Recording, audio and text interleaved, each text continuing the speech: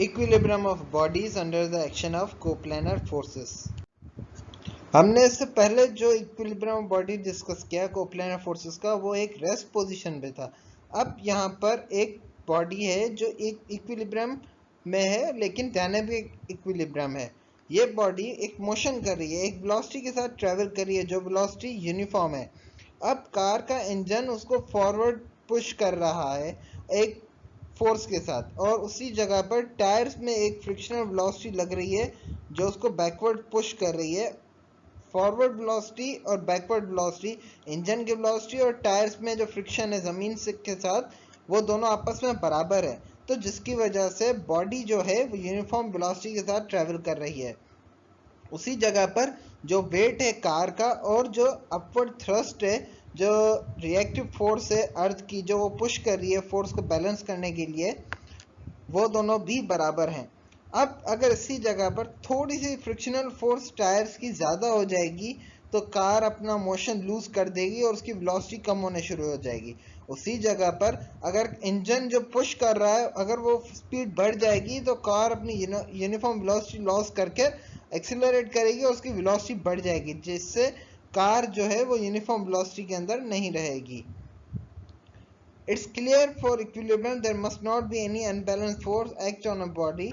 Also resultant of all forces must be zero. हमने इस example में ये बात जानी कि डायनामिक इक्विलिब्रियम में भी सेम सूरत हाल है जो कि एक स्टैटिक इक्विलिब्रियम में है, जो हमने पिछली स्लाइड में पढ़ा है। Conditions of equilibrium. इक्विलिब्रियम की कौन सी कंडीशन है? इक्विलिब्रियम की दो कंडीशन है। फर्स्ट कंडीशन कहती है कि बॉडी के ऊपर जितनी भी फोर्सेस एक्ट कर रही हैं अगर उन सबको आपस में ऐड किया जाए तो उनका आंसर जीरो आना चाहिए। दूसरी कंडीशन क्या कहती है? कहती है कि जितने भी टॉर्क इफेक्ट हैं उन सबको अगर आपस में ऐड किया जाए तो उनका सम भी जीरो आना चाहिए। ये हमारी दो कंडीशंस हैं। फर्स्ट कंडीशन की कुछ एग्जांपल हैं यहाँ पर। Ball on a surface and constant velocity of a car. First condition used to analyse magnitude and direction of an unknown force if all forces are known. अगर हमें किसी की डायरेक्शन या फोर्स का मैग्नीट्यूड मालूम करना है तो हम फर्स्ट कंडीशन की हेल्प से मालूम कर सकते हैं।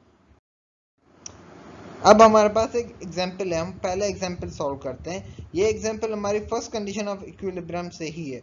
A block of mass 100 kg suspended as shown in figure 6.14.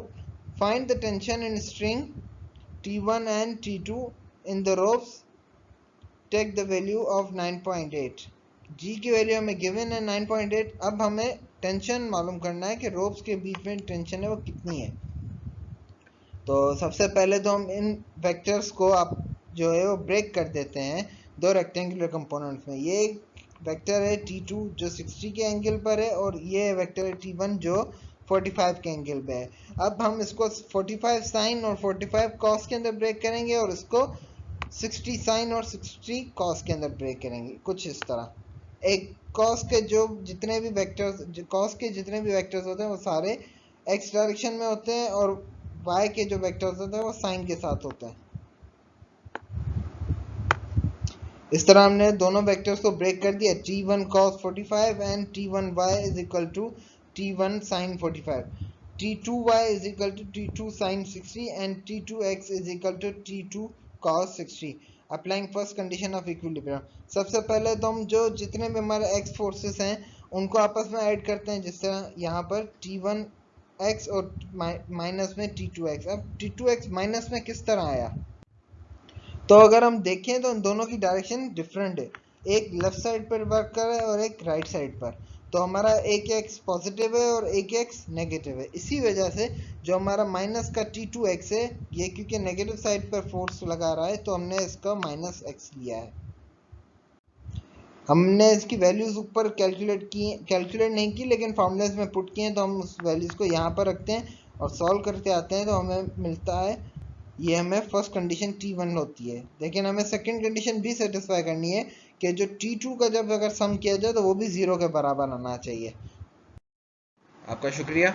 आपको अभी भी कोई भी हमसे सवाल पूछना हो तो हमारी ईमेल एड्रेस गिवन है और हमारा व्हाट्सएप नंबर भी गिवन है। Kindly don't forget to like, share and subscribe our channel. हाँ, दूसरी बात, आप आपको कोई भी सवाल पूछना हो तो आप नीचे कमेंट्स में भी मेंशन सवाल कर सकते हैं अपना। ठीक है, थैंक यू।